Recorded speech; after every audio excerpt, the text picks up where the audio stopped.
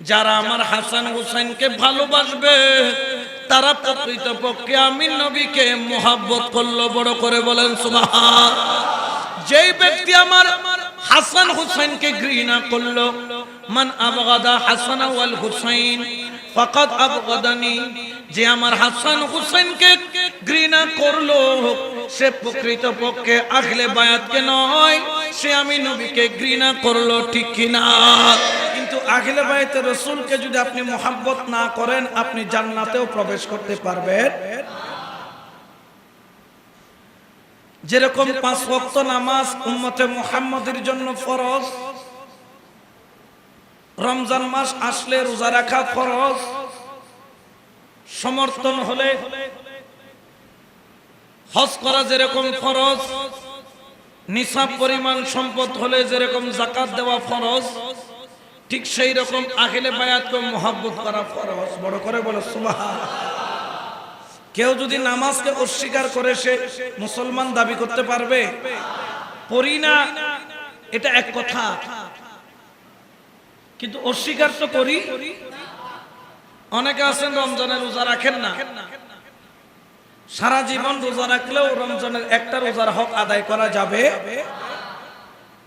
কিন্তু না রাখা এক জিনিস, রোজাকে অস্বীকার করা। অস্বীকার করলে সে ইসলামের মধ্যে থাকবে না, সে ইসলাম থেকে খারেজ হয়ে যাবে। ঠিক তদ্রুপ ভাবে আহলে বায়াতকে যদি কেউ অস্বীকার করে, আহলে বায়াতের রাসূলকে মানি না বললে সঙ্গে সঙ্গে তার ঈমান আর থাকবে। কারণ আহলে বায়াতের রাসূলকে মুহাব্বত করা এটা ফরজ করেছেন কে? আরো জোরে বলেন কে? কারণ আমার আল্লাহ পাক কালামুল্লাহ শরীফের মধ্যে ঘোষণা করেন, কুল লা আসআলুকুম আলাইহি আজরান ইল্লাল মাওয়াদ্দাতা ফিল কুরবা। আল্লাহু আকবার বলেন। আমার আল্লাহ বলেন, বন্ধু গো, ও আমার হাবিব, ও আমার দোস্ত,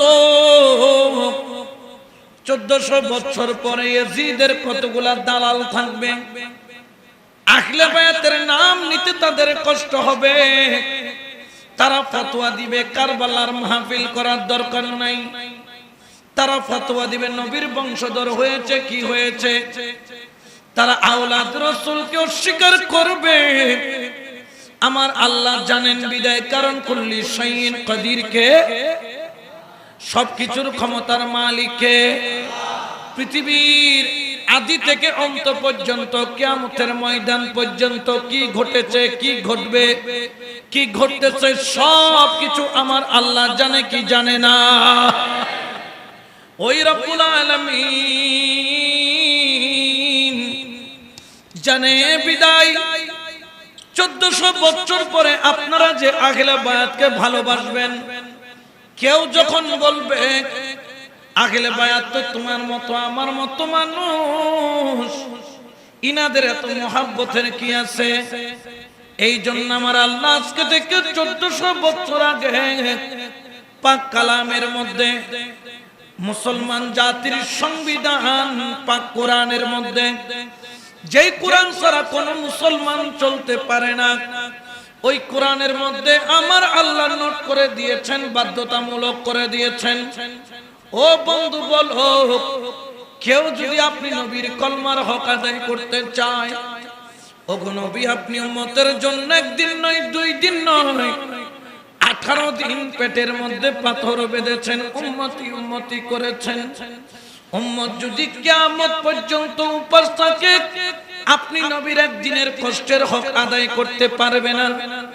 আপনি নবী উহুদের ময়দানে উম্মতের জন্য দন্তন শহীদ করেছেন, কিয়ামত পর্যন্ত উম্মত আপনার এই শাহাদাতের দাম দিতে পারবে না। তায়েফের ময়দানে কলেমার দাওয়াত নিয়ে গিয়েছিলেন, আপনাকে পাথর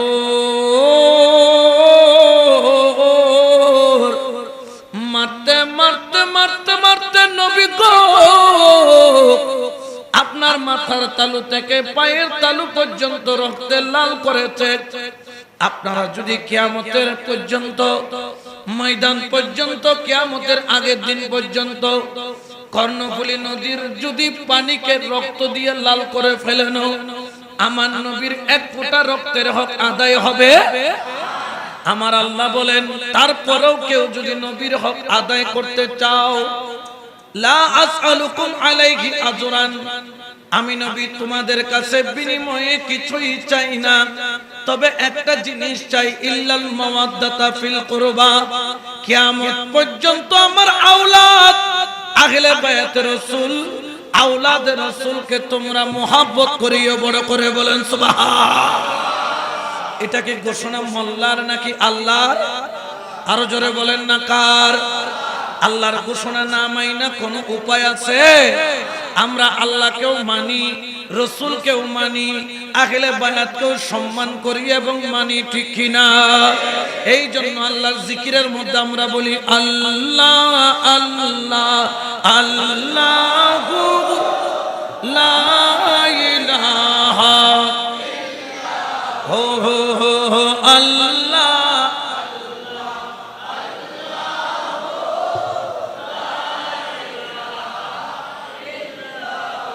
আচ্ছা, আমরা আল্লাহ জিকির করি কি করি না? আবার নবীকে মানে কি মানি না? এই জন্য তো আমরা বলি নবী সারা নাই সাহারা, শোনো দুনিয়া ওয়ালা, নবী সারা জান দুনিয়া লা, নবী মোদের নয়ন মনি, নবী গলার লা, নবী সারা নাই সাহারা।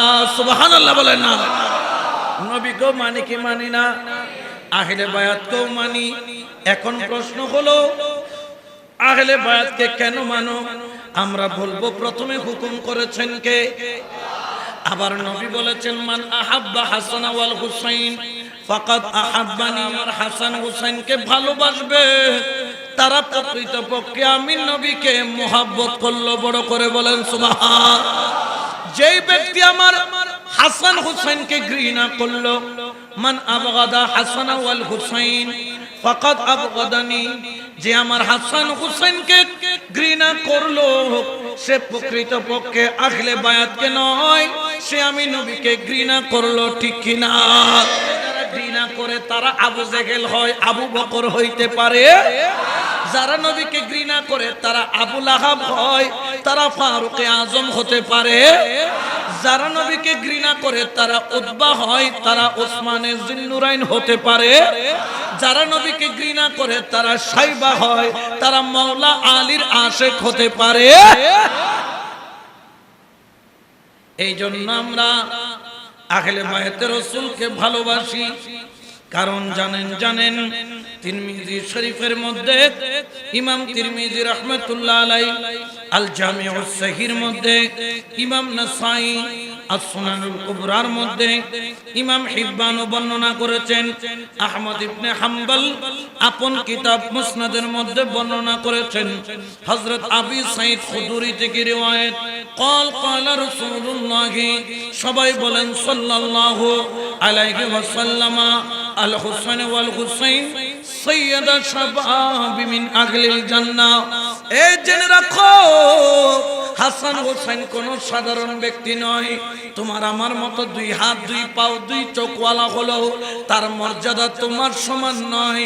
কারণ আমার হাসান হুসাইন হলো কিয়ামতের ময়দানে জান্নাতীদের যুবকদের সরদার। সুবহান। এই মসজিদ এটা বানাইছে কি দিয়া? ইট দিয়া, ঠিক কিনা? এখানে ইট আছে কি নাই? আবার টয়লেট বানাও কি দিয়া? ওটা তো ইট আছে কি নাই? কিন্তু এই ইট আর ওই ইট কি এক? জোরে বলেন না এক? কর্ণফুলী নদীর পানিও পানি, সাক্তারে খালের পানিও, কিন্তু দুই পানি কি এক? একটা খাইলে জান বাঁচে আর একটা খাইলে জান চলে যায়, ঠিক কিনা? এই জন্য সব মৌলবীকে একভাবে চিনা একভাবে মানা যাবে না। আপনি চিনবেন কিভাবে ইমানদার? আহলে বায়াতের কথা বললে যার মুখে মুস্কি হাসি আসে, আহলে বায়াতের কথা বললে যার হৃদয় খুশি হয়ে যায়, আহলে বায়াতের কথা বললে যার হৃদয় টানে, আহলে বায়াতের কথা বললে যার অশ্রুধারা ঝরতে থাকে, মনে করবেন ওই আলেমও ঠিক আছে, ওই এলাকাবাসীও। আর আহলে বায়াতের নাম শুনলে যাদের ভিতরে জ্বলে, আহলে বায়াতের নাম শুনলে চেহারা পেশার মতো হয়ে যায়, আহলে বায়াতের নাম শুনলে যাদের মাথা নিচের দিকে নামিয়ে মাহফিল থেকে চলে যায়, মনে করবেন এটা দুনিয়াতেও জ্বলতেছে, কবরেও জ্বলবে, হাসরেও জ্বলবে, ঠিক কিনা? ওদের সাথে আমাদের কোনো সম্পর্ক। এই জন্য তো শেরে বাংলা বলেছেন, আগর দমদম বাগর দমদম ওয়াহাবি ওয়াহাবি ডাগর কিনে রে নুয়াবি সালাতুলিয়া।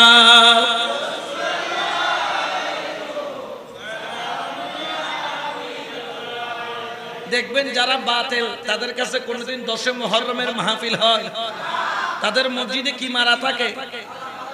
তালা আসলে ওইখানে আল্লাহ আইলা বইন করতে আই আগে, তুমি আগে আসো কিয়ামতের ময়দানে, ডব্লিউ তোমার জন্য জান্নাতও তালা মারা থাকবে, ঠিক না? আমরা তো 10 মুহররম আসলে মসজিদের দরজা বন্ধ রাখি না খোলা রাখি? এই জন্য আমাদের জন্য বেলায়েতের দরজাও খোলা, রসুলে পাকের নিয়ামতের দরজাও, মাওলা আলীর বেলায়েতের দরজাও, গৌসে পাকের নিয়ামতের দরজাও, খাজা বাবার আজমতের দরজাও, গৌসুল আজম মেজবান্ডারির আপনার নিয়ামতের দরজাও, আমিরুজ্জামার নিয়ামতের দরজাও, আউলিয়া কিরামের শাহ সানাউলিয়া মহসিন আউলিয়া তামাম আউলিয়ার নিয়ামতের দরজা। আল্লাহ বলতেছেন শুধু দরজা খোলা নয়, আদখালাহুল জান্নাতিন নাঈম।